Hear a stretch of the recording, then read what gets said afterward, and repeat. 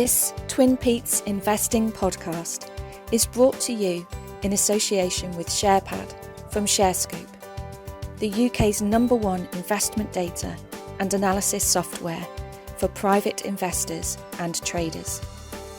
Visit sharescope.co.uk and discover the advantage.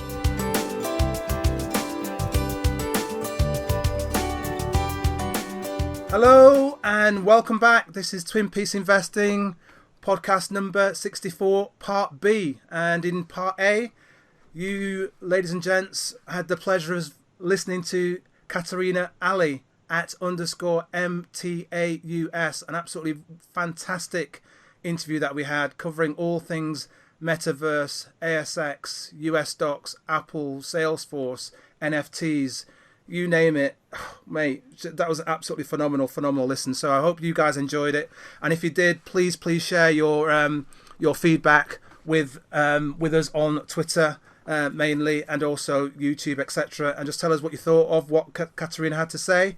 And please do follow her on that Twitter account as well. Pete, we're carrying on, mate. We're rolling. Yeah, absolutely. Yeah. No, I mean that interview with Kat was fantastic. So we covered a lot in part one about the markets. I just want to add about a couple of things about the markets at the moment. Because we're recording this on Wednesday, the 15th of December. And as it stands, I mean, to be honest with you, because we're recording this really early because of the time difference, so it's actually 11:28 in the morning now. Oh my God, I wouldn't normally be out of bed. What's going on, mate? Listen, we'll do special things when we have a lady present, Pete. We have quality. Yeah, we rise for quality. People say I do special things for a lady, but anyway. I didn't mean it quite like that way. Let's just skip Don't go down that route, mate. You know what I meant. You know what I meant. Yeah, so as we're talking, I'm just scanning through my portfolio and just seeing what it's like today, and it's pretty much as I'd sort of seen it before we started the call. And basically, we're in a situation where, today the FTSE 100 is a little bit soggy, but we're in this sort of thing where we're in the days around Christmas. We're a week away from Christmas Day, pretty much.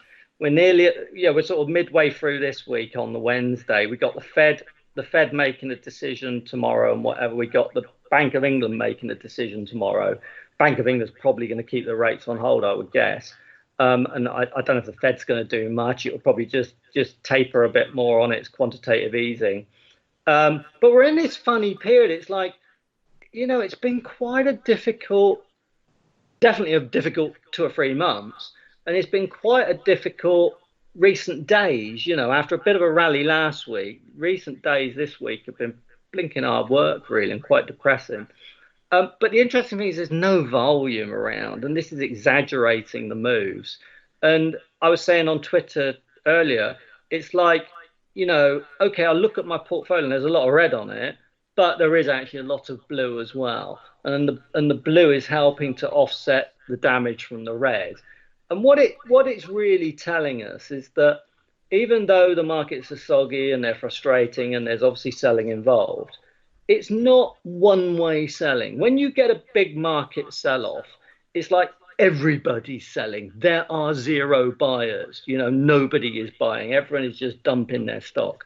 We're in a situation at the moment where there's actually a difference of opinions. There are bulls around. There are obviously loads of bears around, but there are bulls around as well. So you're getting this difference of opinion. And actually, that's quite healthy. That's not a problematic thing, especially this time of year when we're so near to Christmas and it's such a strange time. Yeah, it's been as you say, soggy. When we last spoke on the 1st of December, Pete, just 2 weeks ago. We were sitting in and around on the FTSE 100. We were sitting at around 7170, those sort of numbers. Yeah. For the FTSE, and we had it's ebbed and flowed since then. And actually, the week after the podcast, the morning of the 8th, the actual FTSE rose and had a push.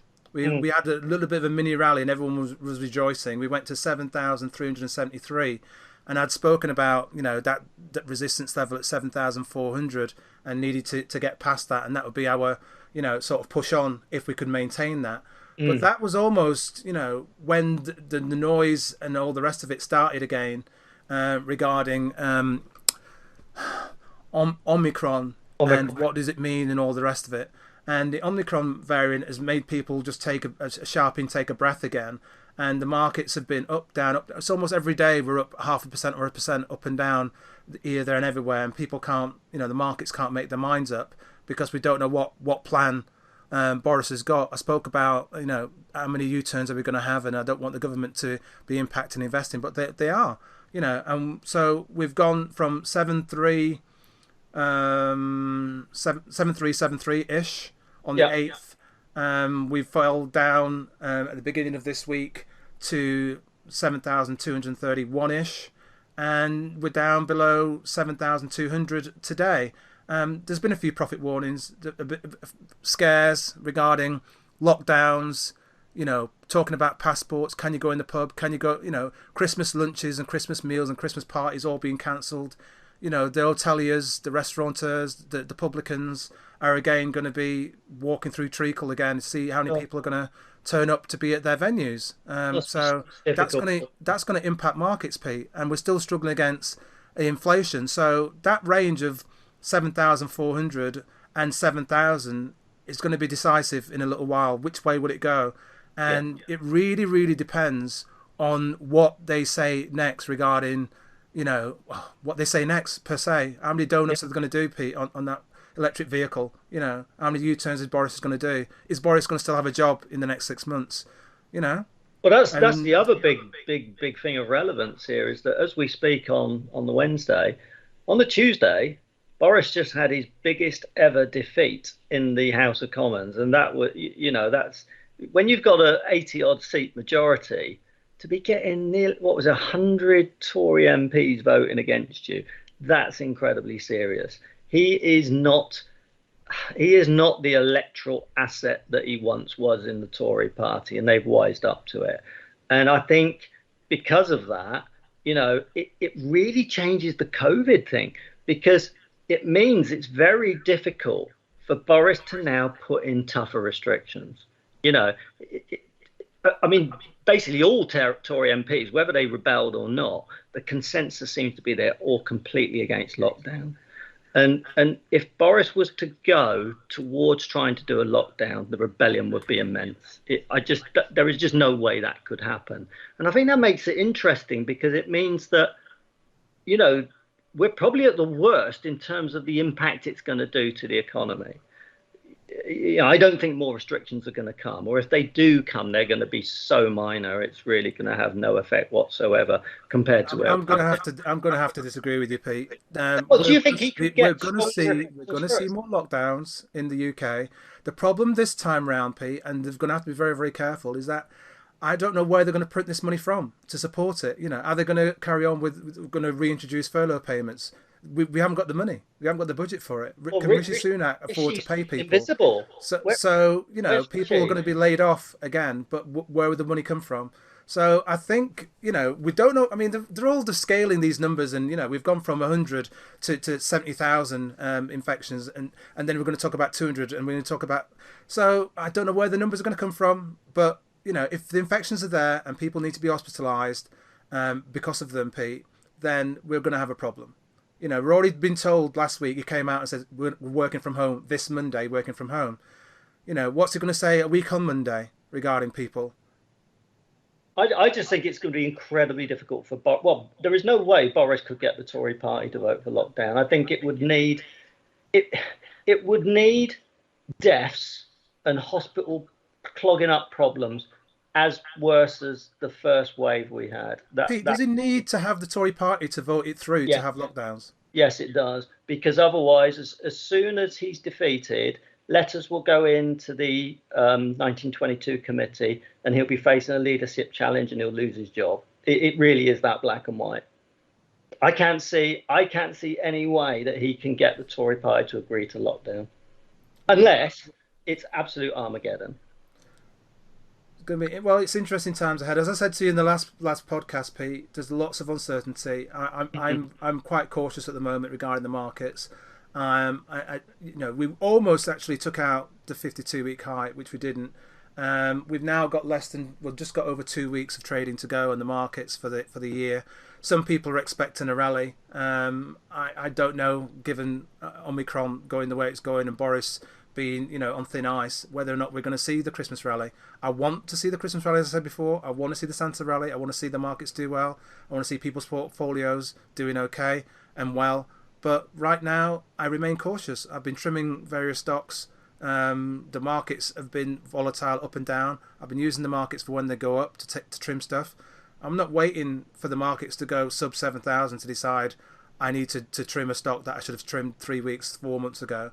And unfortunately, what's happening, Pete, with some of the beloved stocks, as you've spoken about via Twitter, it's not you mentioned this AIM trash and all the rest of it. Some of the AIM stocks have actually done very, very well, and it's the favoured AIM stocks and the favoured FTSE stocks that have been spanked year to date. Many of them are down, Pete. Oh yeah, well, mate, I mean, I've looked at some of the performances of some shares, and it's absolutely astonishing. Absolutely astonishing. I'm seeing shares that have dropped 90% from where they were in the summer, and it's incredible, and it's been relentless. And I really feel for people, because I know there's a lot of people out there whose portfolios are down 10%, 20%, 30%, 40% on the year, and people whose portfolio was up 30-40% back in the summer, and now it's butchered. And I feel for them, Pete. I think one of the concerning things, and we've touched on this before, is the clustering, Pete. There appears to be a lot of people in the same stocks, and invariably, if everyone's selling because obviously the stock's rolled over, there's an absolute stampede, and therefore the price just rolls and carries on rolling, and you think, oh, the bottom's in, and then there's more people being triggered because it's gone down a further 10% and another 10%. And one of the favoured stocks, and we've spoken about this, and I said nearly 2 years ago now, I'm staying away from this stock until all the stuff is finished with it, and it's one that you hold, BOOHOO. Oh yeah, it's down 50%, Pete. Everyone loves that stock. It's been remarkable. It's at sub 150. It's been as high as £3.70. £3.78 is the 52-week high, and it's at 147 now. And people keep calling the bottom for the past 3, 4, 5 months, and it keeps going further down. It's a great lesson in falling knives.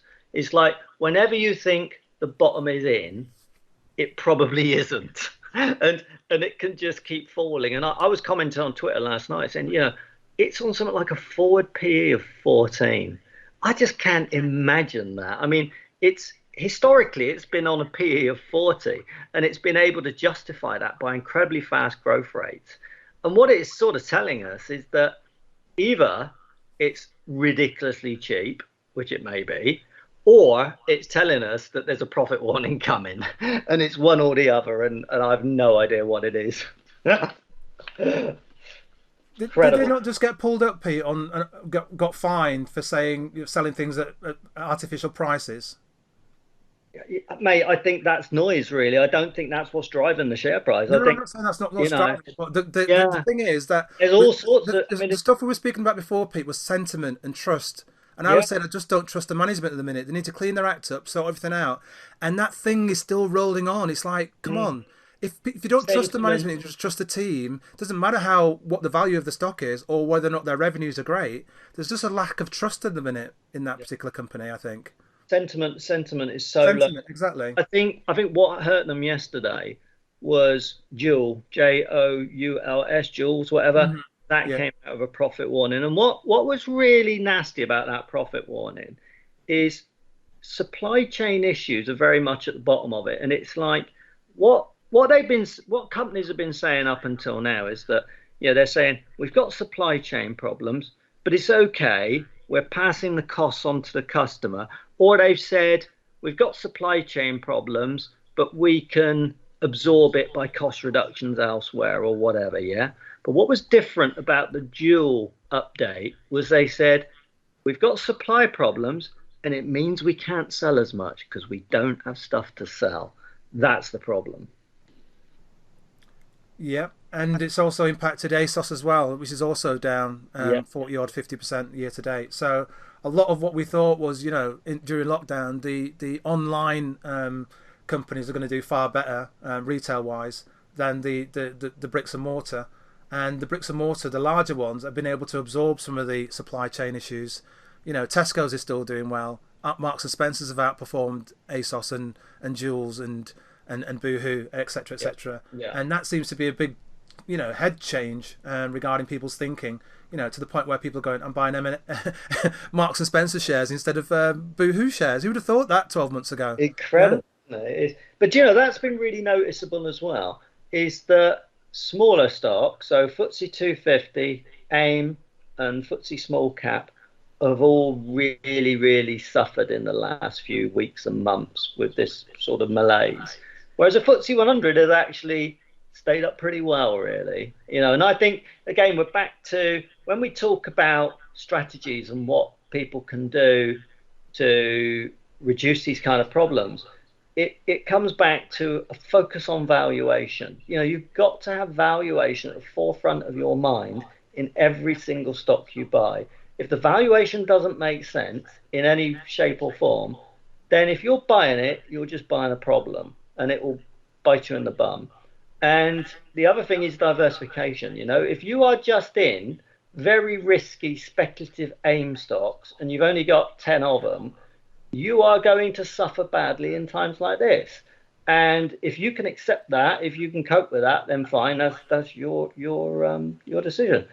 But it's probably better to have a diversification, to have some FTSE 100 stocks, have some boring stuff, have things that are different strategies. So, for instance, I've got my income portfolio, which is one particular strategy. I've got growth stuff. I've got spread bets. I've got all sorts of things going on. I've got unit trust, investment trust. I have all sorts of things going on. They're different strategies, and I think that is really important.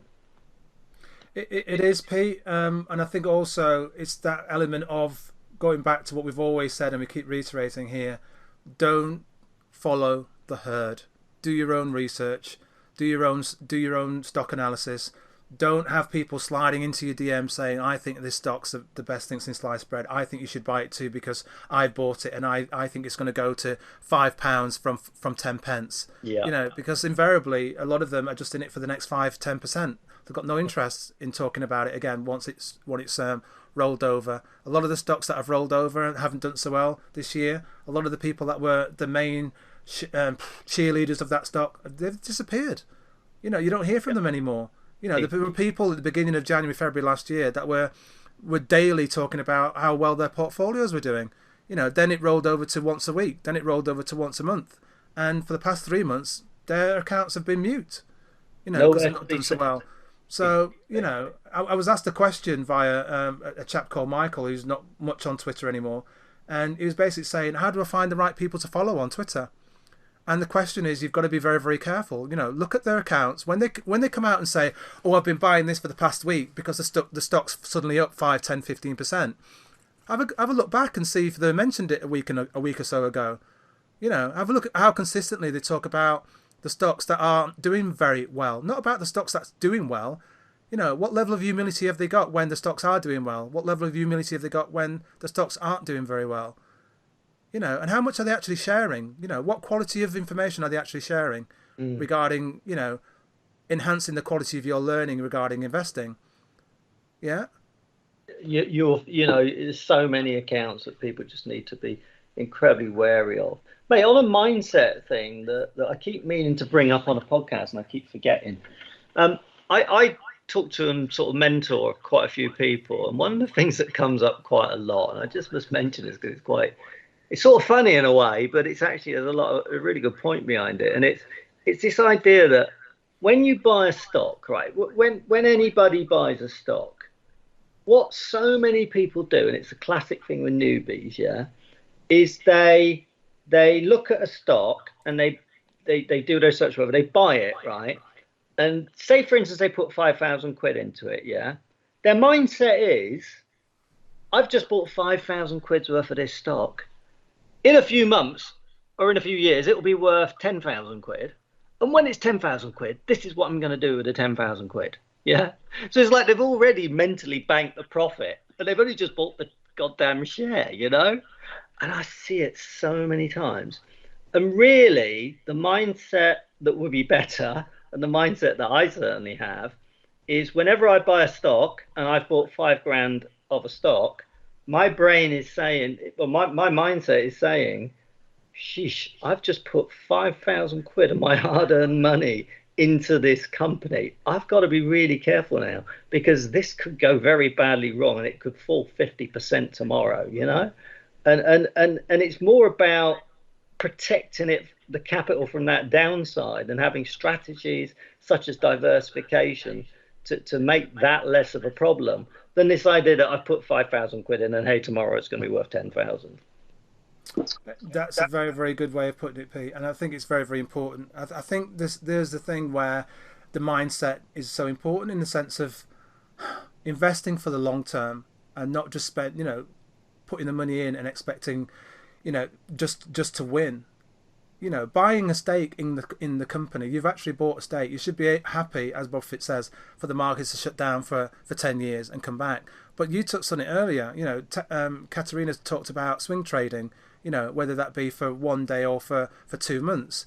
A lot of the investors per se now are swing traders. So they're momentum investors. So they're in for the very, very short term. They're expecting that 5 grand that they've invested to be 6 grand in the space of a week or 2 weeks or whatever. And they're buying it on what will the update be? What will the full year results be? And therefore they're in it and they're expecting a result overnight. We've seen it just recently, Pete, with BT. Dry has come out and said he's increased his percentage from, I think it was 12 and a bit, 13, so to up to 18, and the share price went down. Why did the share price go down? Because everyone was some people that are traders and speculators were expecting Dry to come out after the 10th of December and say, I've increased my stake in BT, or I'm looking to buy the whole of BT, lock, stock and barrel. And the share price jumps to £2, £2.20, or whatever, and they've made their 10, 20, 30%. That was the expectation. Yeah. It didn't happen. The share sold off about 6% at one stage, 7% in the morning, because they're short-termist, Pete. Yeah? Oh, yeah. And it's fine to be a short-term trader, but if you are, it's a very different discipline to being a long-term investor, and there aren't many people who can marry the two. I find, there are exceptions like Kat who can clearly do it, but it's a rare beast that is good at both of those disciplines. And I think you have two different portfolios for that, Pete. You've got your spread bet account, which is different to your investing account, and you do some trading. Michael does primarily trading, but he does a tiny little bit of investing. So you have to decide which one you are. And I think if you're saying I'm an investor and I bought this stock, and I've got it as a core holding, if it has a blip or it has one trading update that isn't great, and the share price becomes cheaper than you bought it, if you bought it for the long term, then why aren't you buying some more? Or why aren't you waiting to see what happens to it over the next 3 months to see if the share price bounces? Because sometimes it's just a case of that one trading update had to incorporate that bad set of data, and the next set of data could be better. Yeah, I mean, that's a great point. It's like, it's that classic thing. And again, Kat kept mentioning this in the call. She kept talking about her plan, her trading plan. And even if you're a short-term trader, I mean, a trading plan is essential. So what price you're entering, what price you're exiting, stop losses and targets, all that kind of stuff. It's essential. And when you're a long-term investor, you can use a similar kind of approach, and there's a lot of sense to that. Definitely a lot of sense to that. Absolutely. This is a quick hello to you, our valued TwinPetes Investing podcast listener. Whatever channel you're listening to, please make sure to subscribe, and you'll always be the first to get the new episodes. Thank you for your continued support. I mean, I wanted to talk, Pete, a little bit about, have you heard of TREMOR? Yeah? What's that? TRMR. TRMR, yeah. No, I never heard of it, mate. Never heard of it. Yeah, I know you have. So that's a stock that I've had on my radar for forever, and I used to hold it in a former guise, and the stock's done exceptionally well. From last November, it was just hovering in and around a sort of trading range, and then it broke out. So it was down at 131, yeah, last July, Pete, yeah, Yeah. and then it broke out of its trading range, which was essentially £2. From one pound to £2, it broke out, and it just absolutely just went on a tear the whole of last year, the latter part of last year and this year, and it peaked out at £8.70, yeah. Yeah. So I've been thinking, you know what, it's gone to £3. I've missed a boat here, and it just carried on, and it enriched so many people that were holding that stock, and it's been on my radar forever. I refuse to chase it, right? So it then peaks out at £8.70, yeah, and it's listed in the US as well now, I believe, or it's about to, and it's rolling over now at £5. It should go sub £5 at some stage in the next week or so, because the sellers are just like racing out the door. But that is one that's on my radar, that's rolling over, and at some point it'll be worth buying. For me, it'll be worth buying. For other people that are holding it and held it from £4 or £2 even, or sub £2, it's a case of what do they do? Do they average up and buy some more at £5 or £4, or do they lock in their profits? You know, it's a solid company. It's done reasonably well, but you know, the sentiment and the momentum and the investors and traders that were buying it all the way up to £8 are happy to sell it now at £5. Do you know, it's amazing because looking at the chart, it's got the classic chart that we're seeing on so many things now, where it's just making new lows, it's a falling knife. So it's really not a very great buy at this second. However, I'm looking on SharePad, and the forecast PE is now 9.7.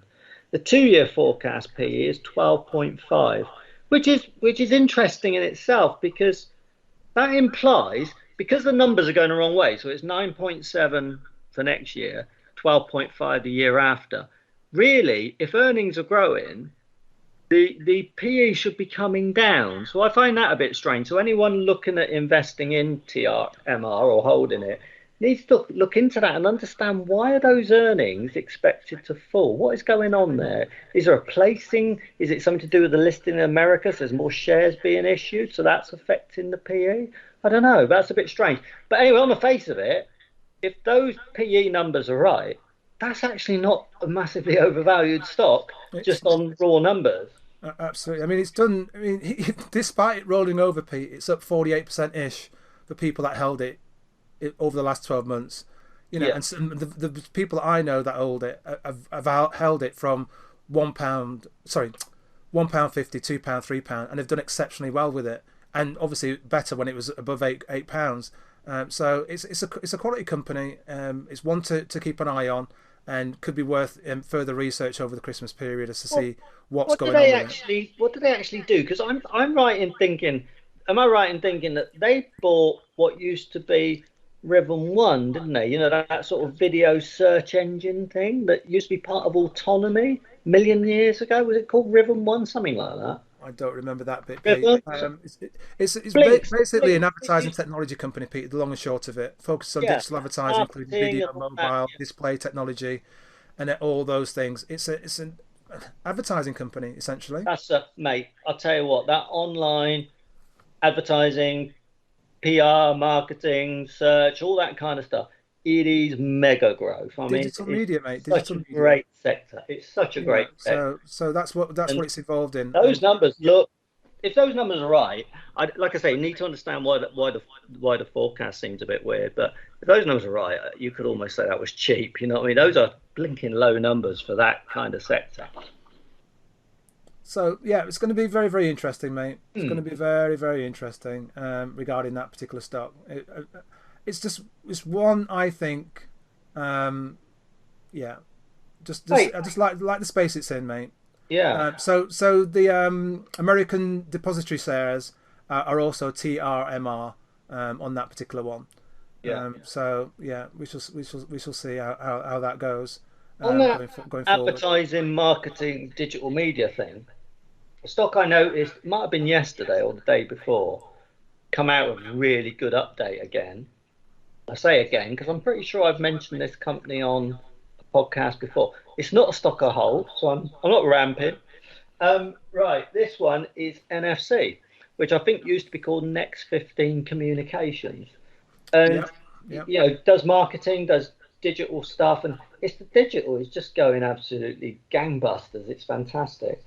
And I'm just looking on SharePad now, and that's showing forecast PE of 22.8 and a 2-year forecast PE of 21.4, which is interesting in itself because there's not much difference in those numbers, which suggests that the forecasts aren't expecting much growth.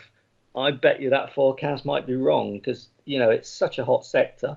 There's a little bit of dividend, not a lot, 0.8%, 1%, a little bit of borrowing. But, I don't hold it, but maybe I should. Do you know what I mean? Next 15 communications, Pete. It's been on an absolute tear again. It's beautiful chart. 12 months up 147%, mate. Year to date, 129%. Market cap 1.14 billion. So it's a good size as well. Yeah, I mentioned that on the podcast a while ago, and people who were lucky enough to be in it or bought it or whatever, they've done well. So yeah, fair play to them. Brilliant. Yeah, I wish I'd bloody bought it. Well, this is it. We tend to share quite a lot of stocks here for folks to research, and they've done it exceptionally well. Some of the stocks that we spoke about earlier on in the year, they too have rolled over after having exceptional gains as well. I wanted to talk a little bit, Pete, as well about some of they call them in America meme stocks, Pete. But before I do that, I want you to have a break here and talk about the charity push that we've been pushing all year long, and then we'll talk about meme stocks. I wanted to talk firstly about the Memphis Christmas list, which some of you, ladies and gents, wherever you are in the world, have been very, very kind enough to help support. And this is for those. Oh, obviously, we might have some other listeners still listening now in Australia that haven't listened before. What we've been doing on here is trying to raise money for a disabled children's charity. It's called Memphis. It's based in Leicestershire in England. And it basically supports the young disabled children with activities and supports them with their families and so on and so forth. And we've been trying to raise money for them. And at this time of the year, what Memphis does is we deliver Christmas presents to some of these young children. And we've also, one of the other chaps have been running a Christmas grotto, a sensory grotto for children with a Santa. I've been going for the last 2 Saturdays to support that event, with families booking to bring their children in and having a grotto especially for those young people. So we've been doing that, and it's been absolutely phenomenal, Pete, just to see some of the faces just light up seeing Santa. And are you dressed as Santa? I'm not dressed as Santa, mate. I'm not even dressed as an elf at the moment. But it's just beautiful. And basically, each person comes in, and depending on their disability, the grotto is tweaked to them. Some of them have got hearing impairments, sight impairments, and so on and so forth. And some of them don't like noise, so we make it all quiet. So it's been a beautiful experience. But what's been happening, Pete, is that when we started pushing this about, I think 2 podcasts ago, we were barely at 9,000 raised, and the target was 15,000 because we'd purchased 1,000 presents the time before last year. And we were only at 9,000, so that's £15,000 essentially. We're at 9,000, and we're currently up at 11,249. Okay, it's going the right way. Brilliant. Going the right way, and some of our listeners have been very, very kind enough to also support that particular charity push. And one of those is Investor Midlife, and he's donated, or she's donated, sorry, £70 plus £15 gift aid, and wrote a great cause, happy Christmas to all the families and children you have helped. We've had a few more as well that made a donation. I'm just trying to get through this list, and it's not updating for some reason. Dude, IT, mate, technology. IT. Anyway, so I can't shout out the other names, so apologies for that. But I wanted to just thank everybody that's gone across and donated to the Christmas charity list. We're going to be going out in the next 2 weeks, or less than 2 weeks, and delivering some of those presents door to door to get those presents delivered to certain people. Our charity push, which is the TwinPetes Challenge, which you can find at justgiving.com, fundraising TwinPetes Challenge. We had a target of £2,500 to raise initially back in February of this year. As we speak today, we are sitting at £19,442. Oh, epic. We still would love to crack that 20,000 number, so there's still time if you've not made a donation yet to get onto that Just Giving page and make a donation. Please do so if you possibly can. Our recent donors include Simon, who's donated £20 plus £5 gift aid. Yes, and Simon wrote, "Keep those podcasts coming. Merry Christmas to you both." excellent. Kevin S donated £20 and £5 gift aid. Well done, guys. You do a fantastic service to investors, and your charity work on top is brilliant to see. Keep up the fantastic work. Wishing you both a happy Christmas, Kevin. Oh, yeah, good man, Kevin. Yeah, brilliant. Yeah, Thanks, Buster. As a parent of a disabled child, although not in Leicestershire, well done for support of this charity. The podcasts are not too bad either. £20 plus £5 gift aid. I love that. He's got our sense of humour. I like that. Yes, he most certainly has. Teresa, well done for raising funds for the fantastic cause. £10 plus £2.50 gift aid. Aaron L, long-time podcast listener, whilst out running and driving to work. Thanks for all the insight and well done in raising so much of such a large amount for this great charity. £15 plus £5 gift aid. Who was that? That was Aaron L. Aaron L. Okay, well, thanks, Aaron. That's fantastic. Yeah. Brilliant. Yeah. Pat C at Pat Xy. I think you know that person, Pete. Yeah. I know Pat well. Yeah, thanks, Pat. Pat Xy. Top up donation, sharing success in a 2-month trade in Telecom Plus after a discussion with Wheelie and some others in the pub back in August. I hope you hit 20k before the end of the year, Pat. So that's down to you, Pete, and your other pub crew talking about Telecom Plus. So thank you, Pat. See. Well, they're just good guys, you know. So yeah, I have a great time meeting up with them. So yeah, brilliant. Cool. Thanks, guys. Nice one. Mark Brotherton in Edinburgh. What amazing work you are both doing with the entertaining and informative podcast and helping children get the care and compassion they deserve. Hope this small donation helps in some way. £100 plus £25 gift aid. Oh, Mark, that's phenomenal, mate. Thank you ever so much for that. And I did notice this one going in, Pete, and I had to speak to this person directly and say I'm not going to allow it to remain anonymous. So to Conkers and Wheelie, thanks for some great podcasts this year and all your excellent work for Memphis. You are inspirational for so many people. All the best. £500 plus £125 gift aid. And that, Pete, was from Alex Schlick at Wystone Advisory, who we've been supporting. And what we said initially was that we try and promote the platform because Alex does PR for lots of different listed companies, some brilliant companies, and we'll be doing more so over the year. But I spoke to Alex and I rang him on the phone and I said, mate, that's absolutely phenomenal. You know, so for those that haven't found Alex yet, on Twitter at Wystone Advisory, Yellowstone Advisory do PR with AIM, FTSE listed companies, and some companies I think they're looking at overseas companies as well, blue chip as well. Well worth a follow. Well worth listening to some of the things that he's got to share.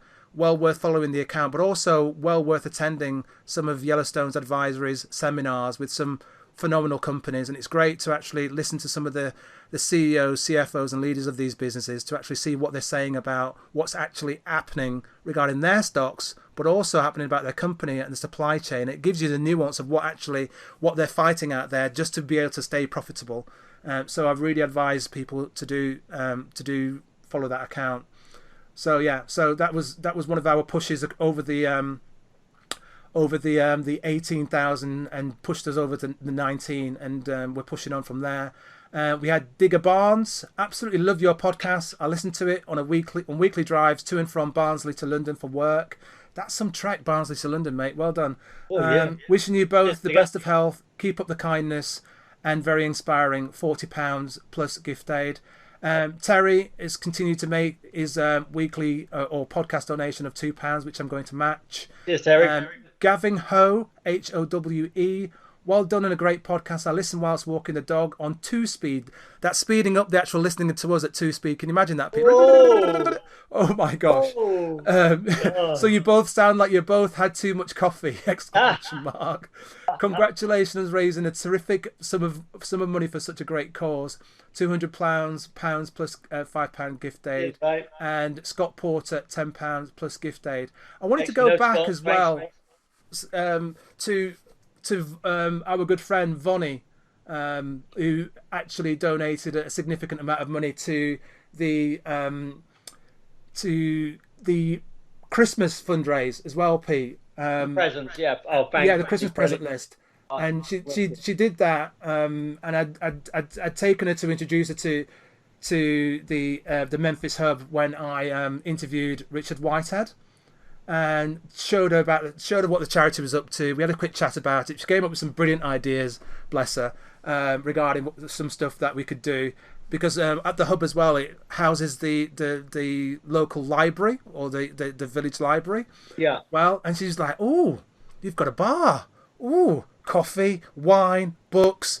Oh, there's an idea there." You know what I mean? Excellent. So Vonnie and I are going back to speak with the team leaders and the management there to see about putting something together regarding possibly a book club or an investing club that could be utilised in the hub, and a few other ideas. But definitely worth a follow, because Vonnie's always up to lots of interesting things. Another lady that's out there wanting to learn and do lots of things. She's already involved in the trading, involved in the investing side of it. And that lady you can find at VONIE_LEA_ at Vonnie Leah. So it's 2 N's, isn't it? 2 N's. Two N's, yeah. VONNI, sorry. 2 N's. So yeah, that's where we are. If you can, please support the Christmas list. If you can, please support the TwinPetes challenge and get us over the 20,000 mark. All the monies regarding that is going to be helping to buy a big piece of kit for disabled children.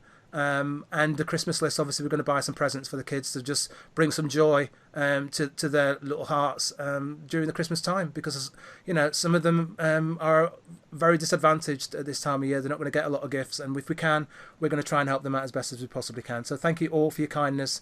Thank you all for your continued support. We really, really, really appreciate it. And the Memphis staff, obviously, are really, really thrilled that we've been supporting them this year.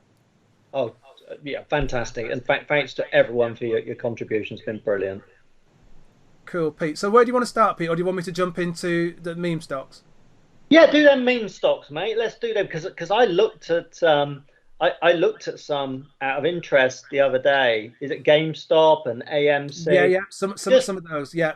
So if you remember, the story was that these were things where, what was it? It was democratizing finance. It was it was. I mean, but a lot of this was from the Reddit crew, and some of them made a small fortunes from having these stocks that were heavily shorted, Pete, or near bankruptcy, or had declared bankruptcy.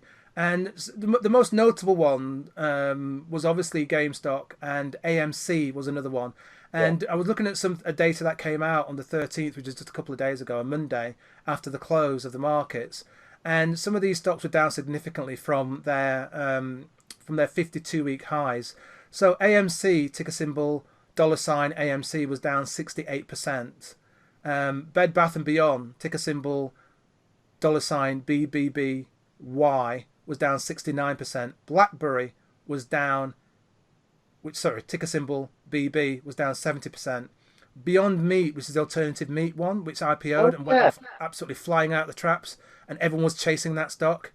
Currently down 71%, ticker symbol BYND. GameStop, which was the poster child almost of the Reddit crew, and people buying that stock and chasing that stock, and made people small fortunes, is currently down from 52-week high, 72%. Another one that got onto the radar was Virgin Galactic, ticker symbol space, SPCE, down 76%. And I think another one that most people will not be aware of was one called TILRAY. I've not even checked what they do. is a ticker symbol TLRY. That's down 87%. So the meme stocks are out of favour at the minute. A bit like I said, momentum, traders, noise, storytelling, narrative.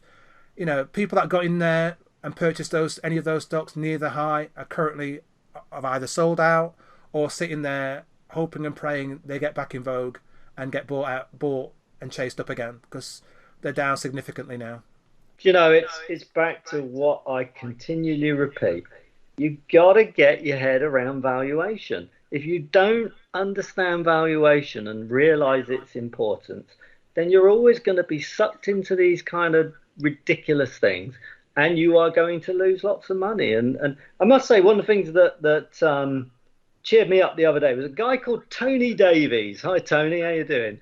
He's at I think it's TD. I'm just looking. At TDLON. So it's obviously Tony Davis, London. Even I can work that out.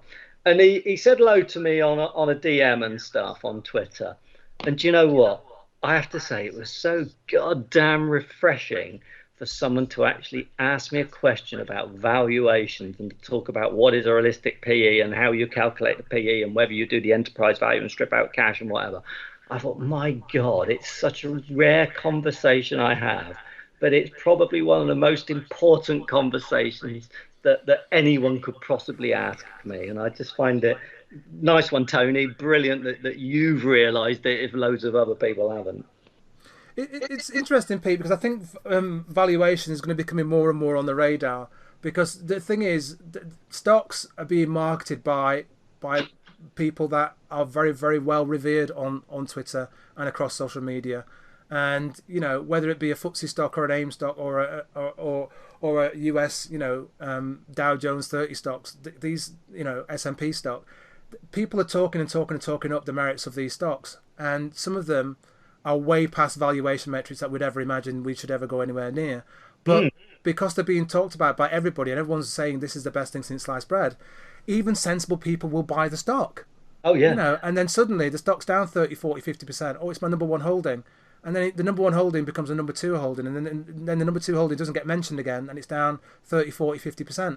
I mean, a classic stock that was revered and talked up and everybody was talking about it at one stage last year was one that can't even get away from a film or a video of being commenting about it. And I'm not sure you saw this, Pete, but PELOTON.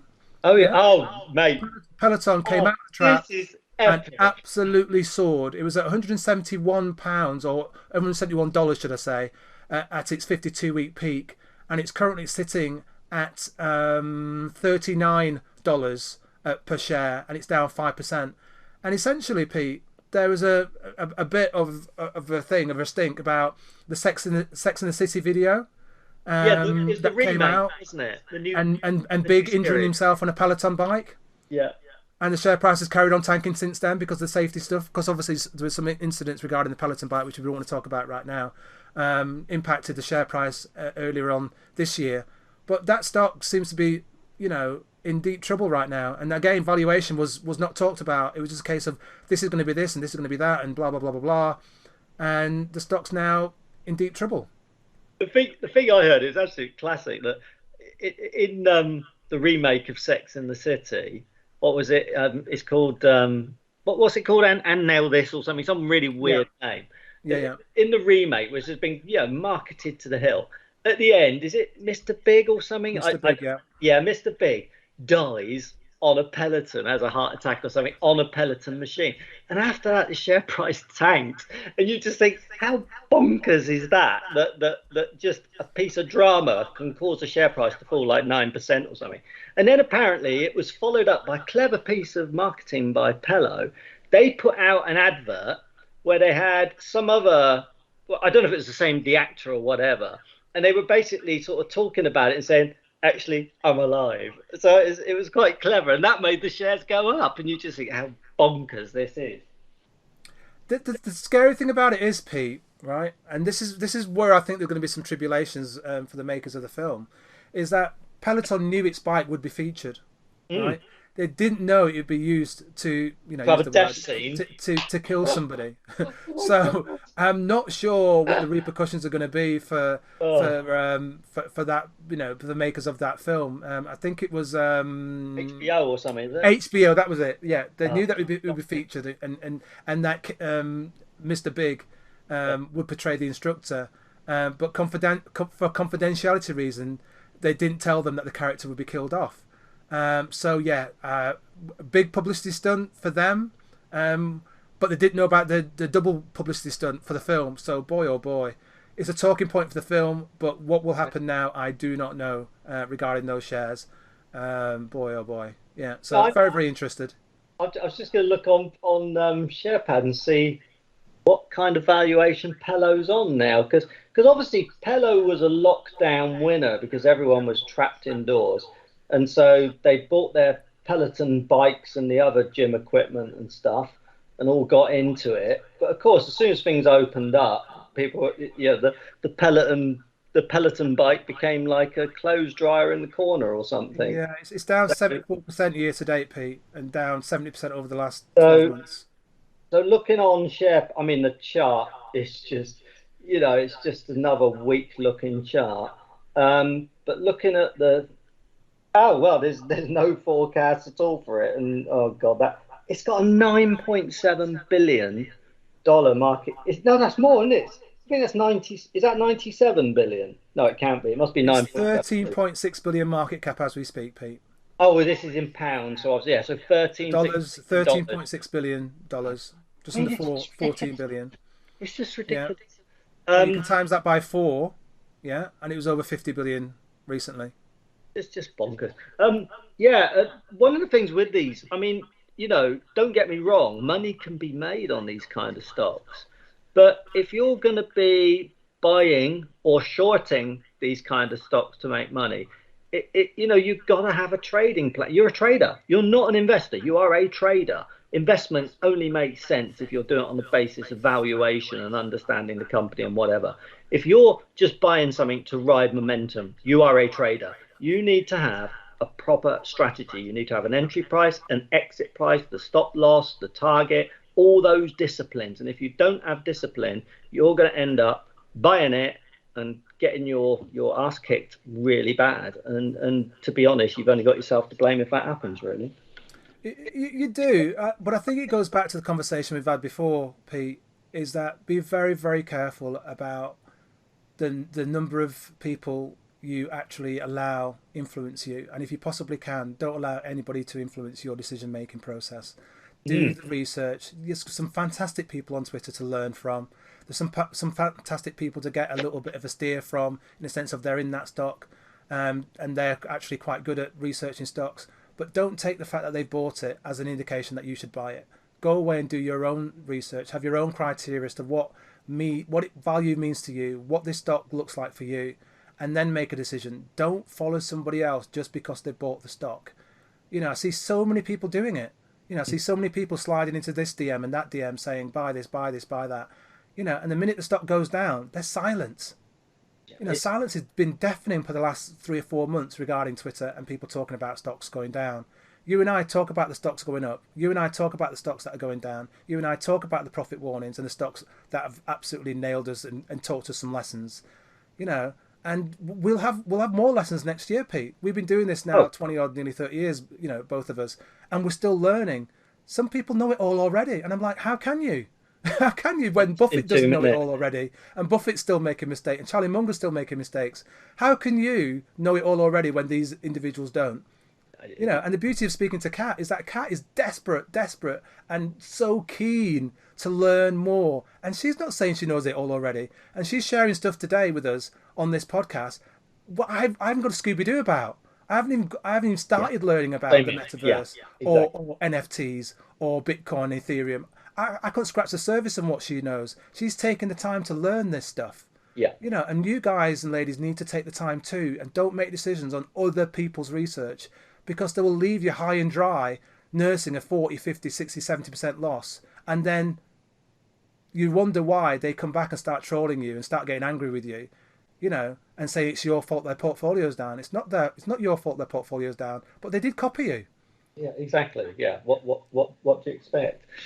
Mate, do you want to talk about another stock, or do you want to talk about an educational theme, or what do you want to talk about? I want to talk about a former stock that I used to hold, Pete, Oh, and one I've not looked at for ages. But again, there's takeover opportunities everywhere, and there's been more and more takeovers coming on the FTSE and AIM stocks. And if you look and keep researching the AIM technology related stocks, I think we're going to see more and more takeovers because a lot of them are really, really on their knees. And one of the old favourites from many, many years ago was Tungsten Network, ticker symbol TUNG. Whether you are an experienced or new investor, you know how valuable it is to conduct portfolio enhancing analysis and to have easy access to data that will give you the edge. As a TwinPetes Investing podcast listener, you can access an exceptional offer via SharePad from ShareScope, the UK's #1 investment data and analysis software for private investors and traders. This special TwinPetes offer is available to new subscribers only, and you can subscribe using the promo code TwinPetes. The incredible and exclusive offer means that monthly subscribers will get their second month free, and annual subscribers will get their 13th month free. Sign up and subscribe to SharePad today using the TwinPetes promo code, and you can save up to £69.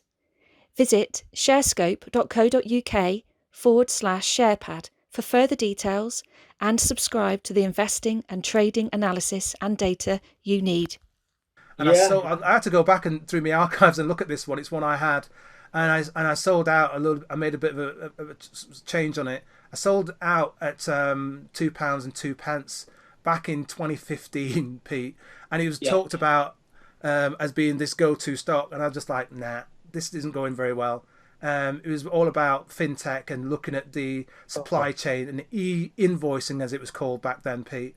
Do you And know, I I just know this one You really remember it, well. don't you? Everyone did. Mate, Everyone mate, was looking at that stock. It was one of them talked about stock. It's probably the Peloton stock of its day, Pete, back in mate, 2014, 2015. it I was sold out of it. Peloton, And yesterday there was a takeover for the stock, an offer, or sorry, confirmed an offer at 40 pence, Pete. Yeah, and the stock Yeah. price went up 30 odd percent. It was at 29 pence, closed at 38 pence. But someone's trying to buy it out. Kofax is looking to buy it out at 40 pence per share. Yeah. And I'm thinking, crikey, it's just gone nowhere for absolute years, Pete. You know, Was it Edmund Truell was the CEO? I can't remember, How mate. do I we can't know remember. that? I'm pretty sure it was. I mean, it's incredible because what I remember about this one was that someone I know who's not an investor, not a trader, whatever, we're at a party, whatever, and she says to me, "What do you think of tungsten?" And I'm Pete, thinking, you're always out at a pub or at a party with ladies. There's "Hey, something hey, about you, mate. There's something hey, about you. that was a good old days. That was Oh, I quite. think that's more recent as well, mate. You carry on. Oh, I never see outside my four walls these days, mate. Yeah. She mentioned tungsten to me. I thought she meant the metal, and I'm thinking, what the Yeah, hell yeah, are you yeah. talking about? And it happened that she used to work in commercial and in procurement. Hi, Sally. You're right. And and she used to work in procurement, and so she sort of understood e-invoicing and stuff. So she was like raving about this stock, but it was very much the sort of Bitcoin of his day back, I don't know, what was it, 10, 15 years ago. Yeah.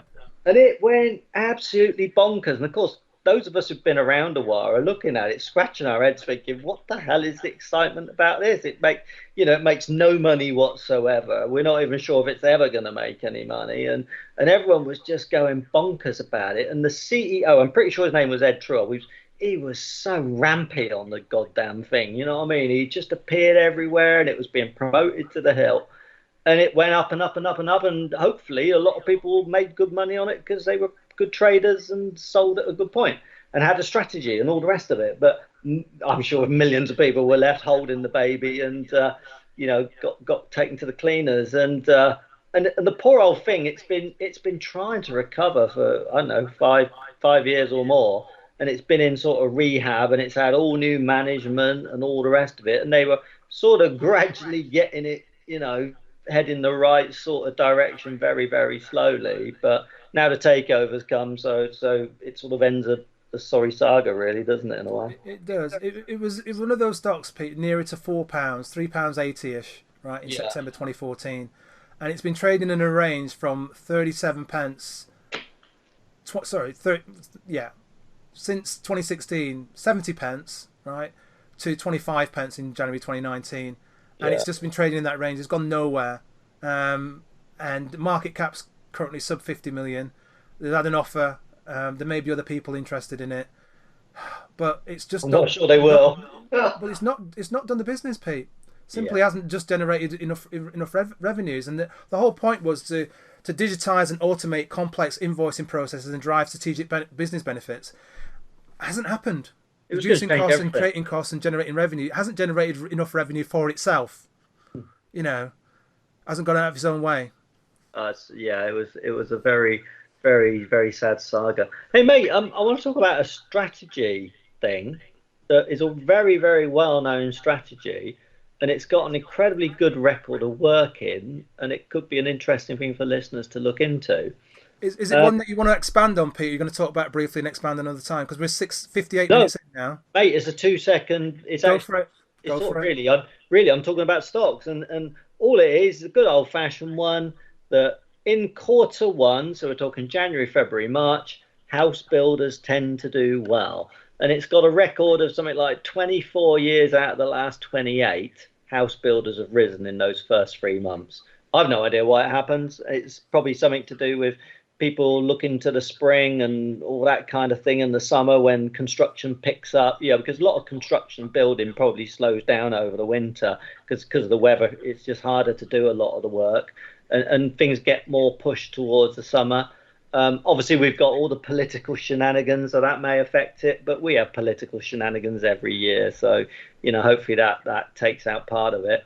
But I just think house builders in general tend to do well. I hold myself BTY, Vistry, and I've also inherited. I sort of got through a long, long, complicated story. I got a ridiculously small position in Crest Nicholson, CRST. Maybe I'll add to that. I haven't really decided what I'm going to do. It's so small, I don't know why I bother having it. But yeah, house builders are something to look into, and there's all sorts of companies like your Bovises and your Barclays and I mean, so many Springfield Properties, is it a Scottish one, I think? And there's just billions of the goddamn things, and Bovis, and I think to a large extent you could almost buy any of them, and it will probably work just as well for this Q1 strategy. But of course it comes with the flip side that once you get to the sort of end of March or whatever, then maybe you want to think about selling it or whatever you want to do. But that's your decision. You make your trading plan and what you want to do, isn't it? That's a nice thing to share, Pete. I think it's good for the people that want to trade, but also gives people some insights as to, possibly to spend a bit of time over the Christmas break to research some of the ones that are dividend paying, so you get a dividend as well if they come out with really good news in the next They're to having, 4 months. I mean, Um, divvies are immense with these things. I mean, yeah, obviously you've got a lot of risk. They have a lot of cyclical risk. When we have recessions and bad times, they get murdered. The shares really. I mean, you remember them back in the credit crunch crisis. They were shocking. But since the credit crunch, which was fingers crossed, hopefully a very, very unusual event, and it particularly affected lending and borrowing and banking and house building and all that, mortgages and all that kind of stuff. Yeah, maybe when you have other recessions, it won't be quite as severe as that was, but they do have this real cyclical risk. I like Inland, INL. I don't hold that, but that's another one that's quite interesting. And as you say, they have most of these, Inland doesn't, but most of these stocks have blinking juicy dividends, like 6, 7, 8%, all kind of thing. Pete, you've done it again, mate. Oh no, I've just. I was hoping we were going to get through this without you mentioning one of my stocks, which I Epic. wasn't going to talk about until the summer. But yeah, I'll have to disclose that one now. And I have just recently bought Inland with a view to Oh it being wow. a heavy and significant discount to its actual sum of the parts. So yeah, Sorry, mate. yeah. Oh dear, oh dear. Not enough. That's the nature Fine, of having before you these. That's release. the nature of having these discussions, Pete. But yeah, I like the management. I like what they're involved in. It's one of those stocks I know from old. They used to pick Same up here. all of the MOD properties, Pete, and then regenerate them. So they've got a large land bank, and I'm looking for them to actually get off their knees in a sense of the portfolio of resources that they've got exposed to actually values realised over the next 12 months to 2 years. So I don't know if the bottom's in. I've only just only recently purchased it, but I'm looking to buy that and hold that through different cycles over the next 2 or 3 years, and hopefully value is released. So it's a long-term hold for me. It's not a trade. It's not a buy now, sell in spring sort of thing. But that's one I hold. So that's disclosure there. I know. I'm not planning on talking about my stocks on this as much going forward. Simon Thompson is a big fan of this, from the Investors Chronicle, and he was saying not that long ago that the net asset value was around £1. And at the moment, they're selling for 49.5p. It's got a forecast PE showing on SharePad of 11, dropping to 7.1 2 years out. It's not showing any dividend, but that seems a bit strange to me because last year they paid out 1.1% dividend. So I suspect there's a tiny little dividend you're going to get with it. But as you said, I think one of the interesting things on this stock, I think it could be taken over. I mean, it's only 113 million market cap. And we've seen in history, lots of consolidation in the house building sector over the years. And you think about it, there's not many small house builders sort of left in a way. And Inland's probably the smallest of them, a smallest sort of decent listed one. So that could be an interesting takeover possibility, I would think. Yeah, that's an outside thing, but definitely a possibility. As you say, the land bank's there, and what the people need as builders, they need the land bank. So if you can buy the land bank on the cheap rather than at market prices, why not purchase inland? But yeah, it's a possibility there. I guess it depends on the management a lot, because I can't remember what the name of the CEO is or the chairman, whatever it is, but he's like really been involved in the company for Stephen somebody, I'm sure it is. He's been involved in the company for a very long time. And it probably depends on what he wants to do with it. If he decides it's now time to sell it, then it'll probably get a takeover. But if he sort of doesn't want to sell it and he just wants to stay in charge of it, then it'll probably stay independent for some time yet. I think he's the sort of person, Pete, that hasn't got any reason why he needs to sell it just now. Stephen Wicks, is it? I think something like that. Sure, that's his name. He's not going to be in a rush to get out of there, mate. So I don't see him selling for a little while. Yeah. So we shall see. Hostile bid. Yeah. We shall see. I'm hoping to be holding it for a little while, yet. But interesting land bank. I'm more concerned about that. So we will see. Because it was primarily a land buyer, wasn't it? Really? Yes. Like I said, it used to get most of their stuff from the MOD. So and then it moves into the sort of house building bit itself on top of the land building. But it used to be really just about land purchase. Yes. Yeah. Stephen with a P. Stephen Desmond Wicks. Yeah. Kes at the end. Yeah. I think it is. Oh, wow. Okay. What else have you got, mate? We're going to just wrap this up now after a couple more. 106. Other one. Well, do you know what? Rather than doing a stop, mate, can I just throw in a very quick topic? And it is a very quick one, but it's related to what I said earlier about a lot of people have had a tough year this year, and it's been one of the weirdest years I've ever known in the market.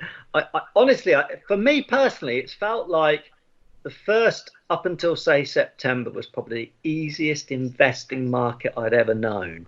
It was like anything I held went up, and I didn't have to do anything, and it was just so goddamn easy. And then things got a lot tougher, and it's been quite a tough, last few months and whatever. And as we're talking on the 15th of December, I'm just literally crossing my fingers, hoping I can hold on to the profits I've amassed for the year. I want to close the books off on the 31st of December and just move on to a new year and start again. Do you know what I mean? You and many other people, mate. You and many other people. Such a weird year. But anyway, I just wanted to mention something about the average. When you think about what a stock market average is, because it is literally an average, right? How ridiculous is that? But when you think of the FTSE 100, the FTSE 250, they're all averages. So what you've got to remember is that when you see people on Twitter who are good investors, good traders, and they have done well and brilliant, fair play to them. So people are up 20%, 30%, 40%. That's fantastic, you know, and I'm not knocking that at all. And that's brilliant. And you know, I've done okay. I'm sure you've done well, Pete, and whatever. But what people need to bear in mind is that because of the way averages work, because there are people who've done 40% or done 60%, there will by definition be people who are down 40, 50, 60%. And you know, it's like you see these people who've achieved 30, 40, 50%, whatever they've done. That takes skill to do. It doesn't just happen with no effort. You know what I mean? You've got to work goddamn hard to do that, and you've got to respect that kind of effort and the kind of returns they've achieved and whatever. And you've got to try and understand how they're doing it and what they're doing that enables them to get these returns. And if you're finding that you're losing, you know, you're down 20% on the year because with the way the averages work, you're one of the guys who hasn't, people, girls, boys, whatever, who haven't done so well. You know, you've got to sort of understand what's going on there and just look at how you can improve things, really. I think that's a very, very good point, Pete. The additional thing I would add to that as well is the fact of having a look at what these individuals have been doing to attain those outlier or outperformances of the averages. We've spoken about the FTSE being down 1% year to date, FTSE 250 being down X amount of percent. Most of our UK indices are down. The US markets are up year to date and will be probably by the time we close out for the year.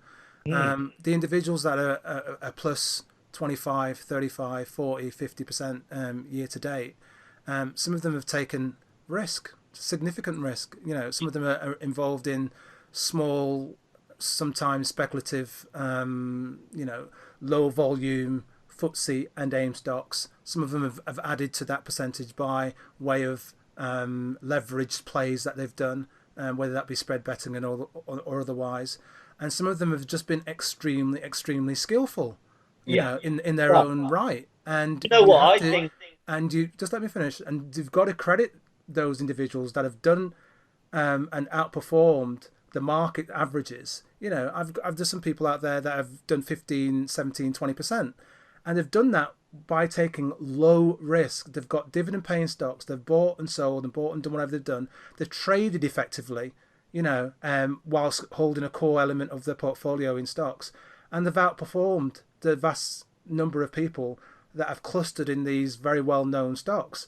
And the individuals that are in those stocks that were championed at the beginning of the year, the vast majority of those stocks have underperformed the market, Pete. The momentum's just come out of the wind has come out of those sails. They're down.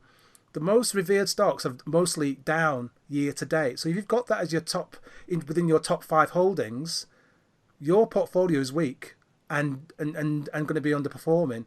If you've got a very small concentrated portfolio of all the well-known stocks that everyone else has got, you're going to be down this year.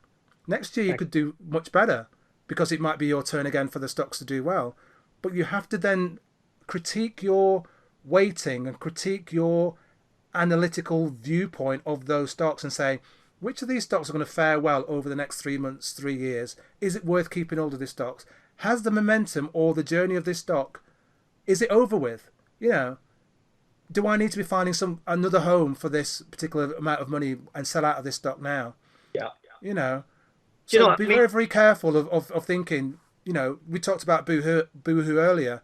Everyone's waiting for that to bounce, Pete. And at some point it will bounce. But will it be bouncing from £1.40 odd, which is what it is now? Or will it be bouncing from £1? I don't know the answer to that. But at some point or other, if this management is any good at BOOHOO, for instance, it will and should bounce back. But no one knows when. Yeah. Is it going to be, you know, are the Americans going to be calling that a UK meme stock? I don't know. It could be a long way. I mean, it's interesting. Again, back to this averages thing. I think that, you know, the people who've done well this year, who've got 20, 30, 40%, I think they've done that really it's interesting because it's a year that has sifted out the skill from the luck. I think last year in 2020, which was a very difficult year, I think the people who came out with gains last year, a hell of a lot of that was down to luck. There was a big luck element involved in people's gains last year. I think this year, if you've achieved a gain, it's been done through skill, because I think the luck has been totally taken out of it. You could not have lucked yourself into a 20-30% gain this year. It would have been completely impossible, unless you had one stock and it happened to do okay. I completely agree with you, Pete. And unfortunately, some of the individuals that are on Twitter and other spaces have been found out, in a sense of, regarding the stocks that they've been essentially ramping. And hopefully that will educate some of the people that fell for the ramp, and they will go away now and do their own research. I don't think we should be in the place of blaming other people for our selections, because no one forced you or me over the button to buy that particular stock. Exactly. And people say, oh, but X, Y, and Z influenced me. You're only influenced by that person if you want to be influenced by that person. So don't buy something, unless you are happy to buy it. Don't buy something unless you've researched it yourself. Don't buy something unless you've got conviction in that stock. Don't sell something just because the person who you followed into it sold it. You know what I mean? And that's what's happening. And it's what you were saying there about, you used the word analytical and to analyze, and it's so important. It's like one of the things that I always do this time of year, and I quite enjoy doing it because I'm a bit sort of nuts like this. I am, like I said, I'm looking now to close out the books for 2021. And fingers crossed, hopefully my performance will be quite okay. And I'll then be looking at that and analysing that and thinking, well, what got me to that performance? What did I do well? What did I do badly? What do I need to improve on? How much did luck come into it? As I say, I think this year luck's played a very small part. What did I do well? What did I do? What did I do? I'll tell you what did I do that was a bit skin of my teeth? I've got a couple of stocks that are very big positions and they've done well for me. But I perhaps have to admit that it was a bit skin of the teeth. You know what I mean? If something had gone wrong, it could have kicked my ass really badly. And that's something I'm sort of thinking about more for the future, to perhaps get a bit more balance. I think we should close it here, Pete. I think what we should do on our last podcast of the year is talk about the learning of 2021. I think that'd be an absolute brilliant topic to cover some stocks and talk about your learning of 2021 and my learning of 2021.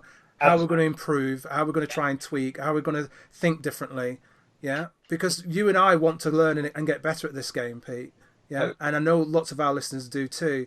And I think if we can share some of our learning, our mistakes, and all the other stuff that we've happened this year, then that will help other people. And I think what we'll also encourage people to do is probably send Pete and myself some tweets to say, this has been my learning, this has been the mistakes that I've learned, this is what I've learned from. And we can also compress and share some of that on the actual podcast and give all of you a shout out as to what your learnings have been and how the markets have been for you. We'll do that on the next podcast. I think that'd be a great way to finish 2021 and roll into 2022. And between now and middle of January, if my voice changes, is because it's been laced with mince pies, because that's my advice. Apart from rum, obviously, I'll be eating lots and lots of mince pies. That's what I've already started doing, mate. So yeah. So next time you hear from us, folks, you would have already enjoyed your Christmas. Hopefully, podcast 65 even. So until then, please take care of yourselves. Please enjoy the best that you possibly can of Christmas regarding your friends, family, and do what you can in the communities that you're in. Pete and I are going to do our best to try and share this podcast out on Friday, and we're going to put part 2 out probably a couple of days later, so they won't go out simultaneously. If you enjoyed Katerina in part 1, please follow her account and learn from her and learn a bit more about the metaverse, crypto, NFTs, and so on and so on and so forth, and also general investing and what's life like down under and living in Sydney. She's well worth a listen. Very, very sharp, smart woman, and a very, very lovely individual. So until we speak to you again, take care, God bless, keep safe. Are you going to say goodbye, Pete? Thanks, bye. Yeah, it's so funny. My brain was completely off in another tangent. Oh dear. Yeah, the one time I want you to talk and you're silent, that just says it all, doesn't it? Mate, we've been going for several hours. I am drained. Okie dokie. All right, everyone. Take care. God bless. Have a fantastic Christmas. Happy Christmas. Happy New Bye-bye, Year. folks. Jingle, jingle, all the way.